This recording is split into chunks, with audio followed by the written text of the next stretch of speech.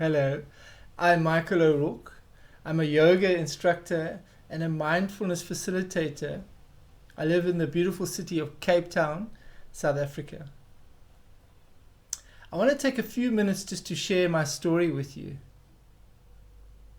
I worked in corporate for nearly 30 years, had some senior roles which came with the usual stresses and late nights. But at the time, I sort of enjoyed that. I worked hard, played hard, and that became how I thought life was.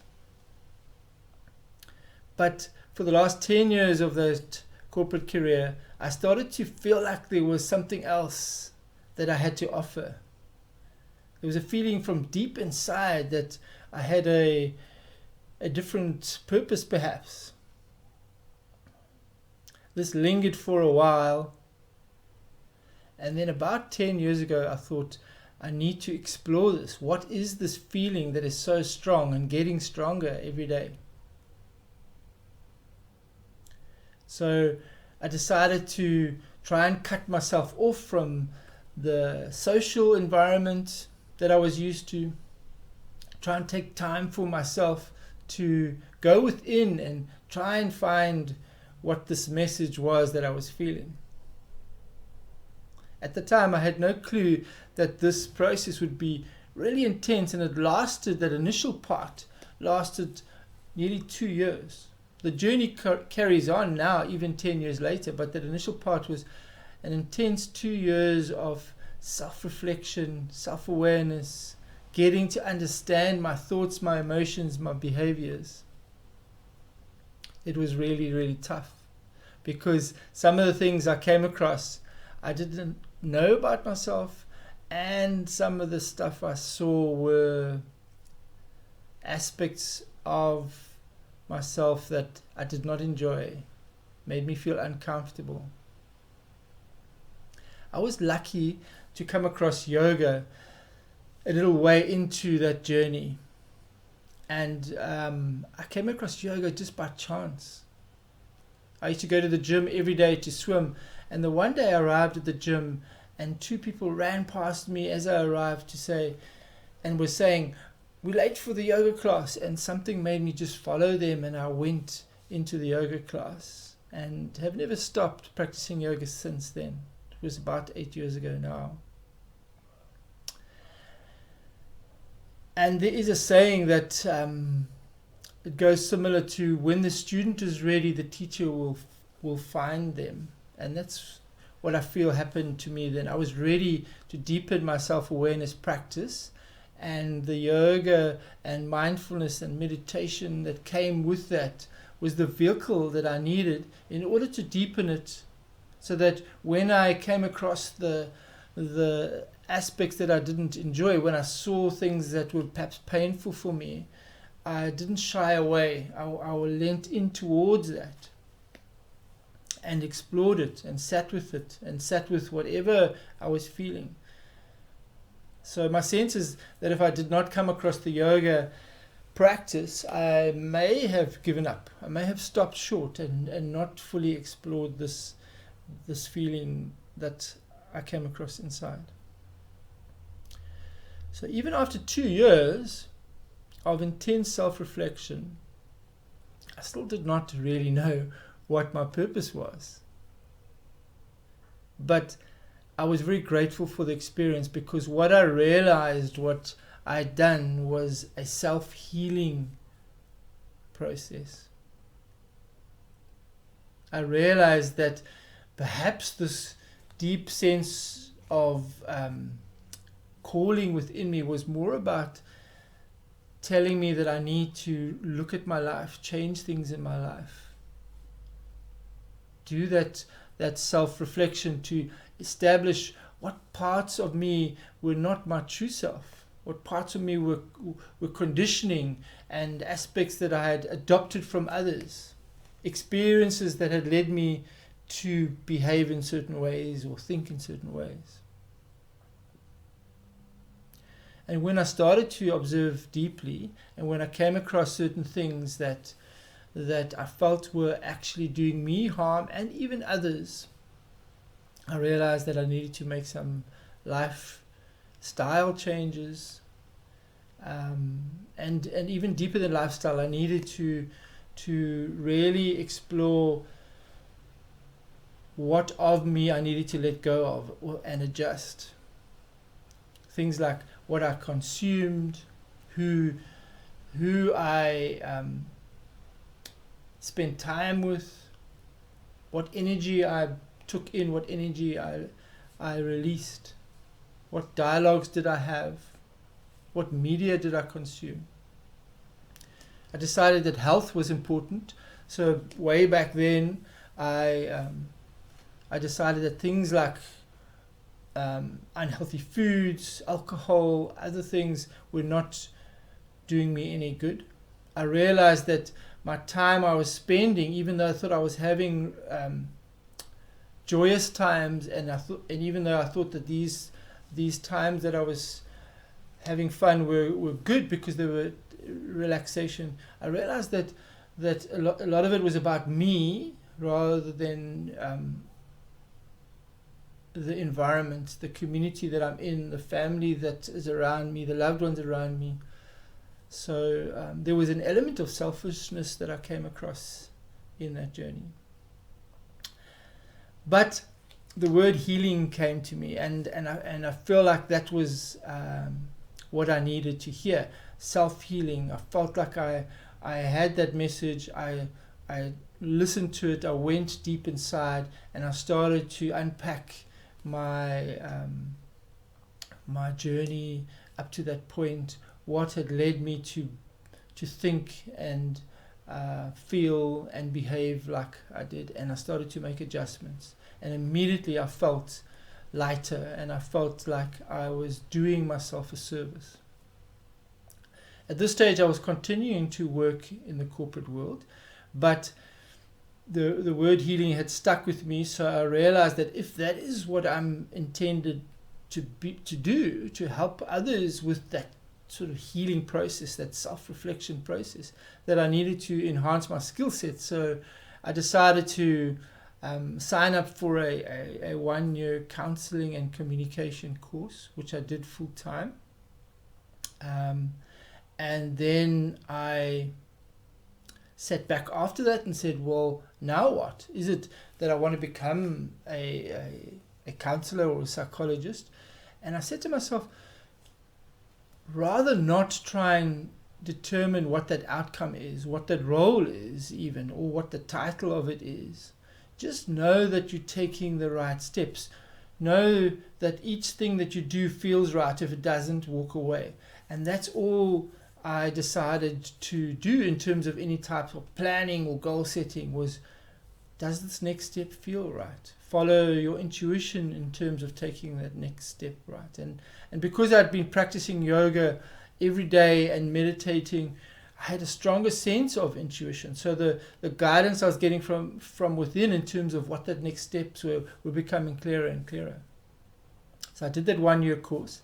Loved the environment because the whole campus that I was on were people that were studying psychology related courses, and the entire environment were people that were inclined to want to help others. So the space was filled with compassion and empathy, and to be in that space for a whole year felt like I was in treatment. I felt like I was being signed up for a year of self-healing and people around you just supporting you, encouraging. So it was a beautiful, wonderful experience. To the extent that a little bit later I decided to sign up for a bachelor's degree in applied psychology and counseling, which took me 5 years to do part-time while I was still working in the corporate world. And I finished that in 2019. In the interim, my yoga practice was getting stronger and stronger, and I knew that the vehicle of yoga and mindfulness had played such a strong role in my own healing that I decided that I wanted to be able to offer that to others. So I went and signed up for my yoga teacher training, and I qualified as a yoga teacher in 2018 and have been teaching yoga since then as much as I can. I love teaching yoga. I love seeing that response in the energy and in the body and in the spirit of people that are in a yoga class. And I know intuitively that each time somebody steps onto their mat, they are also embarking on a self-healing journey. I want to touch a little bit on the word healing. So a lot of people, when they hear the word healing, they associate it with something significantly wrong, and some people even shy away with it because they think there's nothing wrong with them. The reality is we heal every day. Our body and our mind work continuously at healing. If we have an interaction with somebody that didn't feel right, maybe there was conflict in that interaction, the moment we walk away from that, the body starts healing. We start to heal from that. If you have had a really stressful, hard day, the moment you put your feet up, the moment you pause, the body kicks in to say, I need to heal, I need to restore this system in some way so that it can carry on functioning the next day. So healing is a continuous part of our lives, and doesn't have to be always about something significant or drastic or a trauma. So I love the word healing. I love to use it in terms of the context of what I do. So I want to touch on that a little bit. The one point that I didn't mention about those early years is that part of my healing was not just about me. It was about looking around me and the people that were affected by my thoughts, emotions, behaviors in the time when I wasn't aware of their impact. And I needed to go to those people and say, you know what, I found this about myself, and if in any way that impacted you or hurt you, and I knew of cases where that was the fact, I didn't have to ask, and then I just immediately went and expressed my feelings of feelings of guilt and shame, but in a way expressed it in a compassionate way for myself and the other person, because I knew that the discussion was not about shaming. It was more about, I'm sorry, and I'm now in a different space, and is there something we can do together to make that past experience better and somehow let it go. So yes, that's where I got to, and what started to become clearer was my role, the sense of purpose that was that feeling that I had 10 years ago, that was starting to take shape, because now I had the yoga teacher training, I had the counseling and the psychology degree, and my engagements with just people in my circle started to take a different shape, and I knew that my purpose had something to do with that, helping people go on a similar journey, helping people start to find their true selves again, helping people heal from anxiety, emotion, perhaps depression, and even in some cases working with people that are struggling with addiction recovery. Anything that's got to do with finding themselves again, letting go of thoughts, emotions, and behaviors that are destructive or are holding them back or harming others. So that's where I got to, and this is where I'm at now. And to this day, I still don't try and put a label to it. I know that I teach yoga, and I love to teach yoga, and I know that my purpose is somewhere in the self-healing space. But I leave it up to my intuition to explore where that goes. But I do want to share with you the type of work I do, the specific work that I do now. And there's a number of different aspects to that. So from a individual point of view, personal well-being and healing, I teach yoga classes, both individually, private classes, group settings. I teach at schools, I teach at gyms and yoga studios. Love teaching yoga. In terms of mindfulness facilitation, I hold workshops. I do interventions that are both educational, teaching people about mindfulness and the benefits of mindfulness, what it is and what it's not, as well as including some practices and breathing practices, finding stillness. From an individual healing point of view, I have clients that come to me that are struggling with anxiety, depression, addiction recovery. And for those clients, I use an integration of the counseling and the movement of yoga, the breath work to help them release their pain and get them back on track. I have also developed a 10-week program called Journey to Joy, which runs through a number of phases and starts with deep self-awareness through to acceptance, through a healing phase, into a transformation phase, and then we end with closure and celebration. So that is a program I've developed. It has a lot of deep self-reflection, journaling attached to it. And then in addition, I do volunteer counseling and volunteer mentoring. So that's all the type of work I do with more one-to-one personal space. In the workplace well-being area, I do work that involves burnout prevention. So when people are feeling like they're overwhelmed, they're not coping, and they are on their way towards burnout, I help those individuals find a bit of work-life balance, introduce some practices that will prevent that burnout. Also work with burnout recovery. So when it's already happened, how do we get you back on track? How do we restore your energy, restore your sense of purpose, restore your dignity, and come up with programs that will ensure that you enter the workplace again and prevent burnout from happening again. I've developed a mindfulness-based leadership program that helps leaders in organizations with their own self-awareness, identifying their patterns, their triggers, perhaps their biases. And through that self-awareness, they're able to make adjustments where they know that it needs to be changed or enhanced or shifted in any way.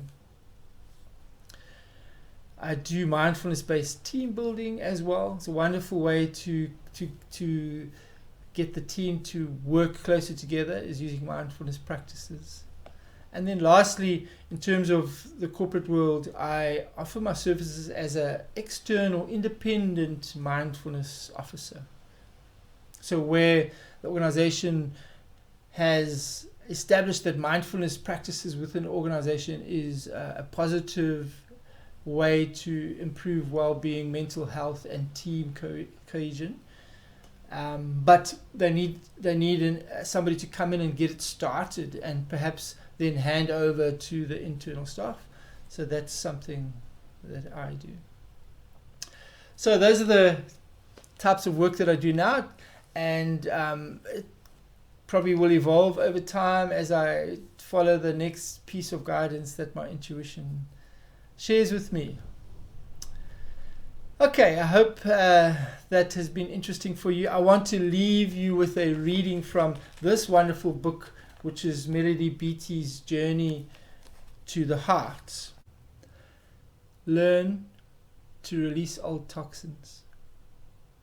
Just as splinters can get embedded in our body, old emotions and beliefs can act like toxins and become embedded in us too.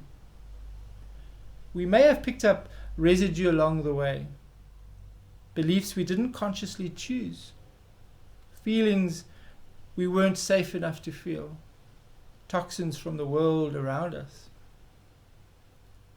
Now is a time of cleansing.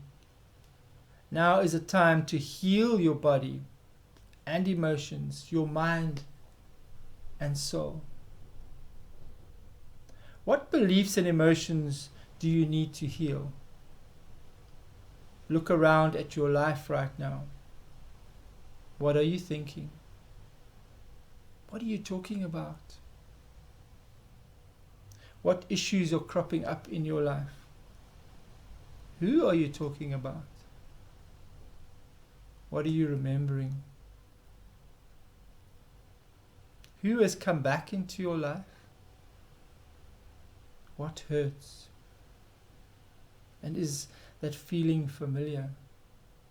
When have you felt it before? Once you've identified what you're feeling and thinking, release it. Let the energy go. Let it leave your body. You can chatter all you want about what's going on with you, but that doesn't release the energy from your system any more than talking about a splinter takes it out.